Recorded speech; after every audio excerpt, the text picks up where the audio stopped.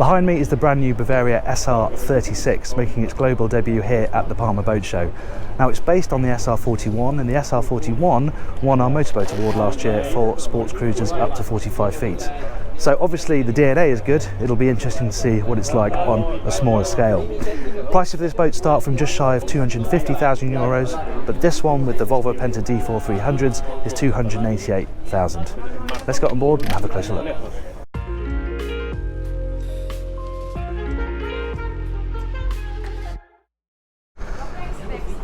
As with the SR41, you have this quite clever layout where you have the table out here aft, so obviously that backrest pushes the other way and you have a really nice view out over the water. Rather than looking into the boat, you're looking out over the water. Table drops down and then you have a cushion that goes in there, so you can have a sun pad here if you want. Alternatively, there's a totally different layout where this is just a sun pad with storage underneath, and this is a big storage void.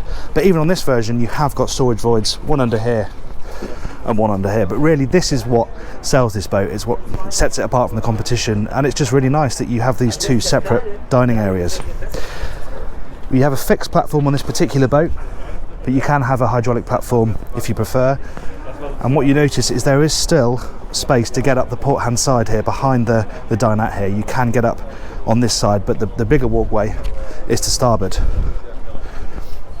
And to that point, this seat is actually removable, so you can take this out, then you have a clear pathway up onto the port side deck.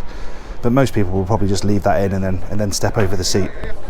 That's how the backrest looks when you put it facing the other way. So if you want to use this table, you'd have it in this position, and then of course if you want to use the dinette, you can flip it back the other way. And it's a really nice spacious cockpit, and there's some quite interesting design choices, like the fact that often this would be a fiberglass upright. They've used these quite attractive stainless steel struts, so there's more light coming in. You know, there's not a big slab of fiberglass blocking light. The fact that this is all stainless steel, it looks really smart as well. With the upholstery, it just feels like the aesthetic, the look and feel is a bit higher than Bavarias of old maybe. Really big wet bar. They've really tried to make this as big as usable as possible, because this is where a lot of people are going to spend their time cooking and you know, preparing food up here. So you have the option of the gas is standard. You can have a grill as well. You can also have induction cooking if you'd rather have electric induction cooking, and then there's loads of different options for down here.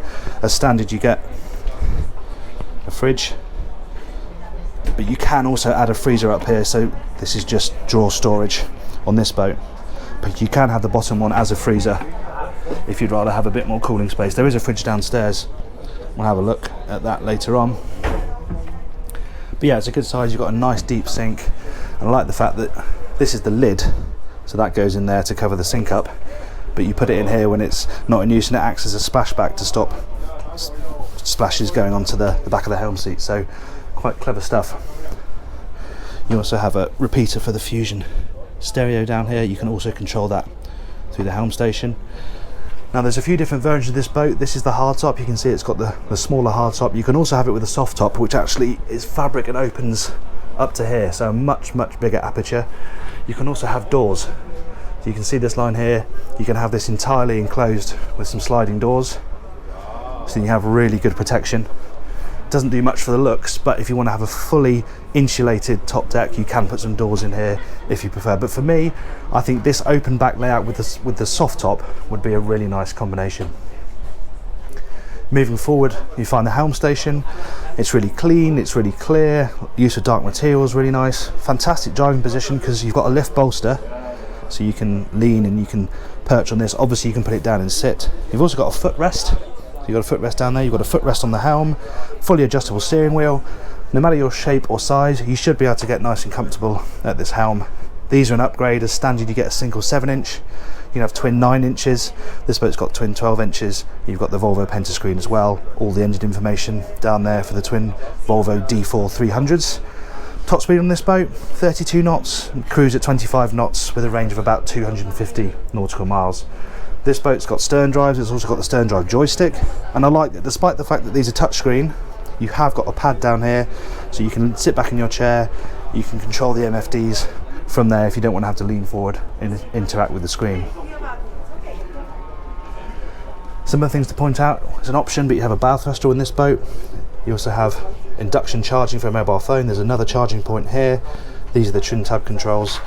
It's a simple layout, but it works really nicely, and the helm doesn't dominate.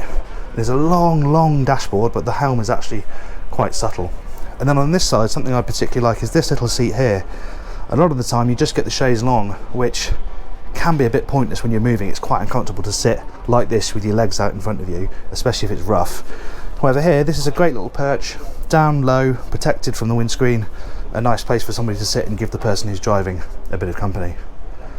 Now, before we head downstairs and look at the interior, let's just quickly head up onto the side deck.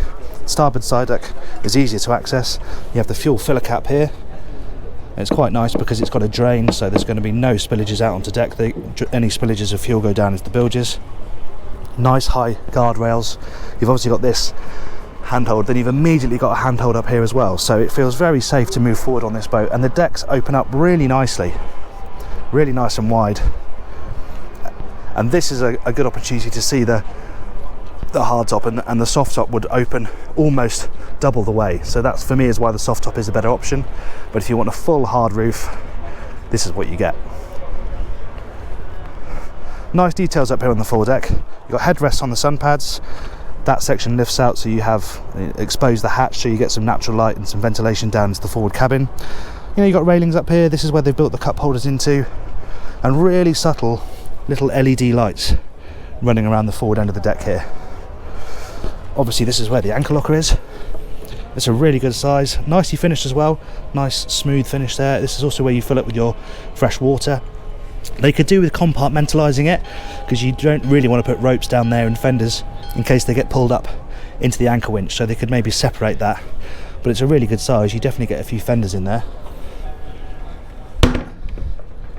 And it's nice that they've included this step as well, so if you want to step off the bow, it's quite easy to do because you've got this nice flat step.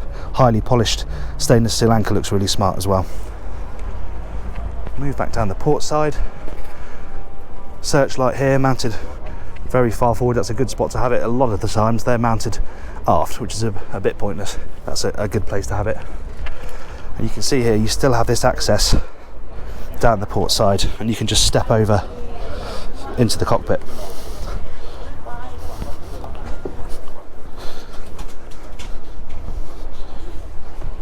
So that's the deck. Let's have a quick look at the interior. Down the staircase. The first thing that you notice is how good the headroom is down here. Really good amount of headroom. Big window up here as well, so there's loads of natural light. Obviously you've got windows on either side, but that really does help to draw down natural light, and the companionway goes a long way forward as well, so you don't think you're going to hit your head when you come down, and again, just helps bring in more natural light. Small dinette here. It's really for, you know, if the weather's really bad, you might want to sit down here rather than upstairs, but it's a nice place to come down and have a coffee in the morning. And you can actually put the table down, and again use an infill cushion to make a sort of crash out area for kids to chill out with the iPad or something like that. And on that note, if you want a television on this boat, they've actually put it, it's a bit difficult to do with one hand, but I'll do it my best. The TV would go in here. This hasn't got it, this has just got storage. If you opt for the TV, you have a different hinge and it goes down completely, and that is where you have the TV opposite the dinette. It's quite a neat way of installing it without having it sort of sprouting off a bulkhead, which always looks a little bit incongruous. But this is really an area just to prepare coffee. It's not a proper galley. You've got a very small sink, space for a coffee machine here. You could make a quick breakfast here. As I said, there is a fridge down here as well, so cooling space is pretty good if you consider this is a 36-foot boat. There's the bin. Then we have the forward cabin. Again, headroom is remarkable. Absolutely masses of it. Fixed double, set at a good height. It's a nice size. Again, big window, so natural light's pretty good. As I said on deck, you've got the cushions over these at the moment, so you don't get much natural light coming down with the cushion on, but you can take that off. Natural light ventilation. The other thing is the size of the storage. So you've got really good shelves that side, and then on the other side, really nice big hanging locker. The storage is very good. Now if we head aft, you just go past here where you find a bit more storage. Switch panel is up here. Very easy to get to, very nicely presented. Another head unit for the Fusion stereo system, so you can use it down here. Bit of storage peppered around at eye level.